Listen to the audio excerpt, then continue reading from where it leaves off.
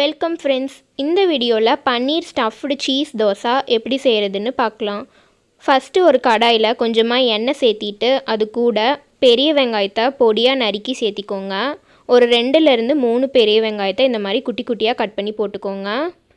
வெங்காயம் நல்லா பொன்னிறமாக வதங்கினதுக்கப்புறமா ஒரு டேபிள் ஸ்பூன் அளவுக்கு இஞ்சி பூண்டு பேஸ்ட் சேர்த்திட்டு நல்லா வதக்கி விட்டுக்கோங்க.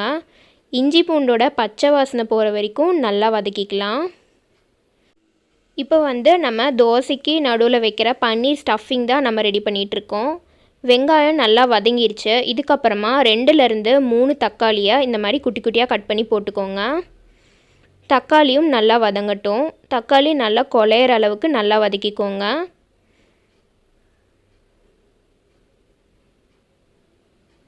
இப்போ தக்காளி ஓரளவுக்கு நல்லா வதங்கிருச்சு. இப்போ மசாலா பவுட்ரு சேர்த்திக்கலாம். ஒரு டேபிள் ஸ்பூன் அளவுக்கு காஷ்மீரி சில்லி பவுட்ரு சேர்த்திக்கோங்க.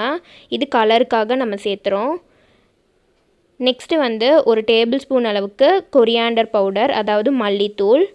அதுக்கப்புறமா கொஞ்சமாக கரம் மசாலா சேர்த்திக்கலாம். தேவையான அளவு உப்பு சேர்த்திக்கோங்க.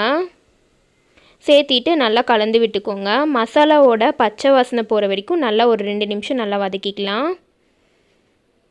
இப்போ மசாலாவோட பச்சை வாசனைலாம் நல்லா போயிடுச்சு. இதுக்கப்புறமா நம்ம பன்னீரை துருவி சேர்த்திக்கலாம். பன்னீர் நாங்கள் வீட்லேயே ஹோம்மேடாக ப்ரிப்பேர் பண்ணி சேர்த்திருக்கோம். பன்னீர் எப்படி செய்கிறதுன்னு ஆல்ரெடி வீடியோ அப்லோட் பண்ணியிருக்கோம். அதுக்கான லிங்க் டெஸ்கிரிப்ஷன் பாக்ஸில் கொடுக்குறோம், மறக்காமல் செக் பண்ணி பாருங்கள். இப்போ நல்லா கலந்து விட்டுக்கோங்க.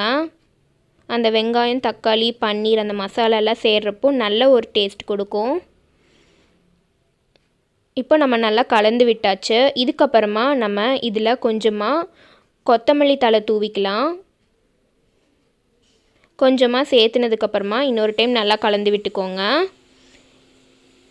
இப்போ நம்மளுக்கு தோசைக்குள்ளே வைக்கிற பன்னீர் ஸ்டஃபிங் ரெடி ஆயிடுச்சு. இப்போ நம்ம தோசை ப்ரிப்பேர் பண்ணிக்கலாம். தோசைக்கல் நல்லா சூடானதுக்கப்புறமா ஒரு கரண்டி மாவு எடுத்து நம்ம தோசை எப்பயும் போல் ஊற்றிக்கலாம். நெக்ஸ்ட்டு இதில் ஃப்ளேவருக்காக நம்ம பட்டர் சேர்த்திக்கலாம். நீங்கள் நெய் இருந்தால் நெய்யும் சேர்த்திக்கலாம், இல்லைனா வெண்ணெய் சேர்த்திக்கோங்க. அப்படி இல்லைனா நம்ம நார்மல் எப்பயுமே ஆயில் கூட சேர்த்தி செய்யலாம். வெண்ணெய் சேர்த்துனா உங்களுக்கு டேஸ்ட் இன்னும் நல்லாயிருக்கும். இப்போ வெண்ணெய் சேர்த்தியாச்சு.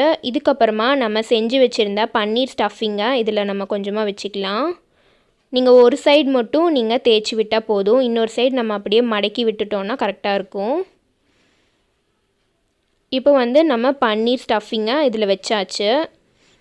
இதுக்கப்புறமா கொஞ்சமாக சீஸ் தூவிக்கலாம். இது நல்ல ஒரு டேஸ்ட் கொடுக்கும். உங்களுக்கு சீஸ் ரொம்ப பிடிக்குன்னா நீங்கள் நிறையா சீஸ் சேர்த்திக்கோங்க.